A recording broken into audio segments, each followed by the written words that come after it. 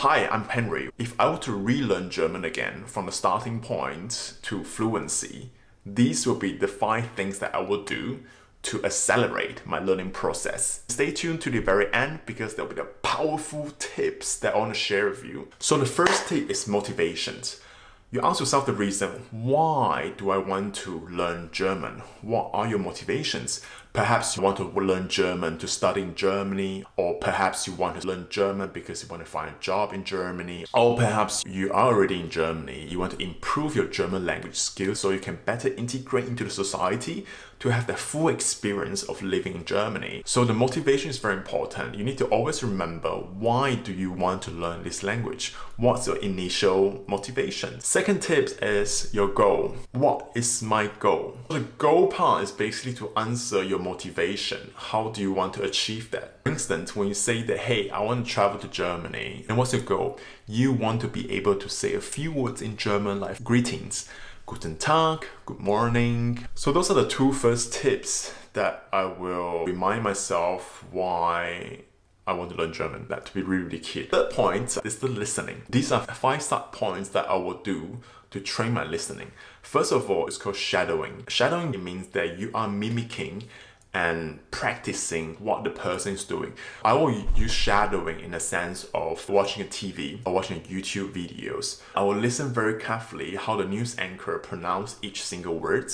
I'll focus exactly on her or his mouth movement, so I know how I should move. Me coming from Mandarin Chinese and English speakers background, some of the words, some of the sound doesn't really exist in these two languages, especially when I learn German. So I need to really look at their mouth, like how they move it, which part of their throat or which part of their mouth they actually use to pronunciate, to produce that sound. So that's very important. Perhaps your mother tongues are something else and you have that sounds ready, which is really lucky. But if you don't, this is a little tips that you should try to adapt to really look at how people pronounce the words. When that news anchor is reporting, is reading a piece of news, I will go after it. I'll look at how it is being pronounced and speak through with the person. Of course, you're not going to get the whole sentence correct, but you try to follow as closely as possible to just get the intonation, the pronunciation, the movement of the mouth, and the mimic right. And that's how you practice.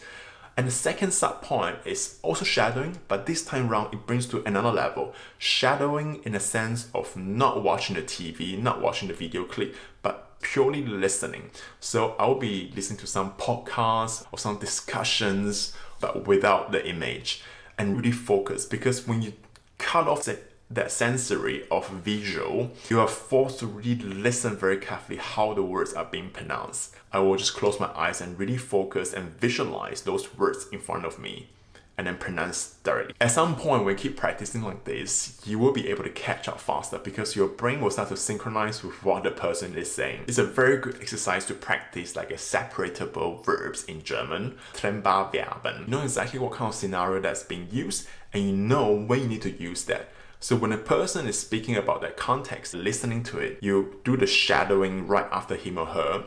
Those trennbare verb, you know exactly what's coming out at the back. And that's when you know that you are in tune slowly with this language. The third part is to listen to the music, like German pop. You have the rhythm, the beats, it helps to memorize, it helps to sink into your brain faster.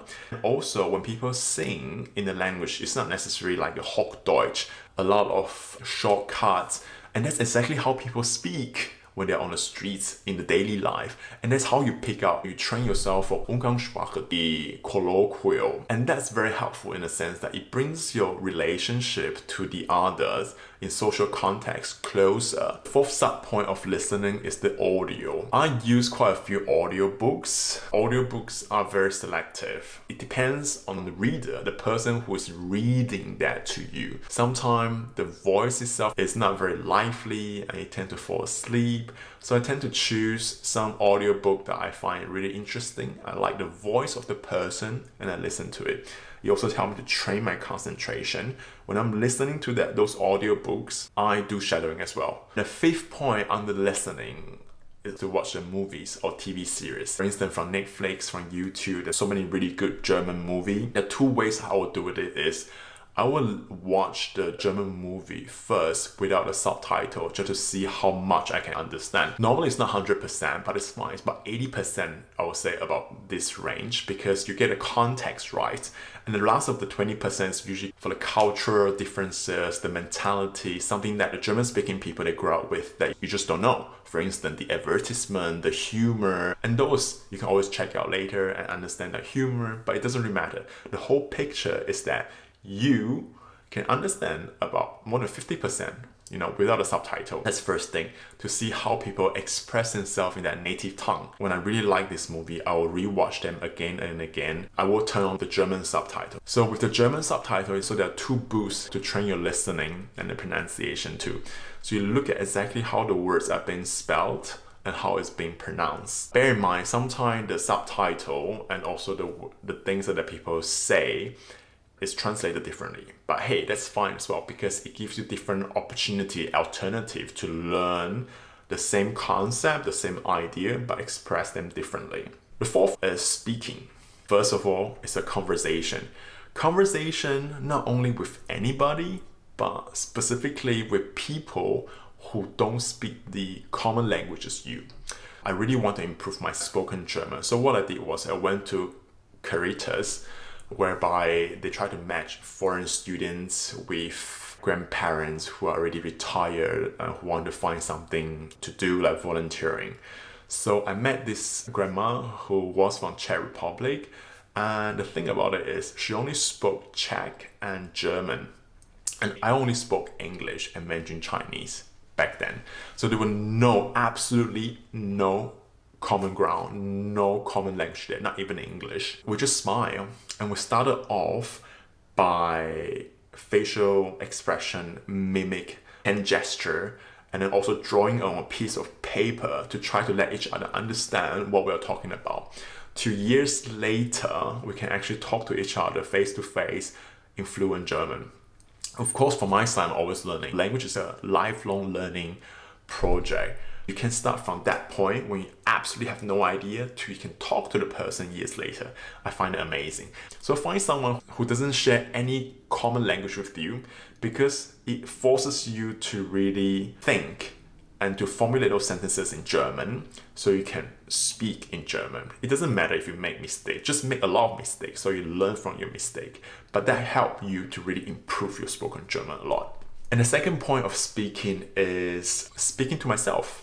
So often I'll just get out my phone or my GoPro when I'm walking on a pedestrian path or just going somewhere in a train. I will talk to myself a lot. I will talk to myself in German. I'll take out the phone and start filming myself. Hey, heute ist der 31. Oktober. Ich beschreibe genau, was herum mir passiert. Zum Beispiel die Landschaft, das Wetter steht genau auf meiner To-Do-List. So I'll be talking just random stuff. How's the weather? How's the temperature? What am I going to do today?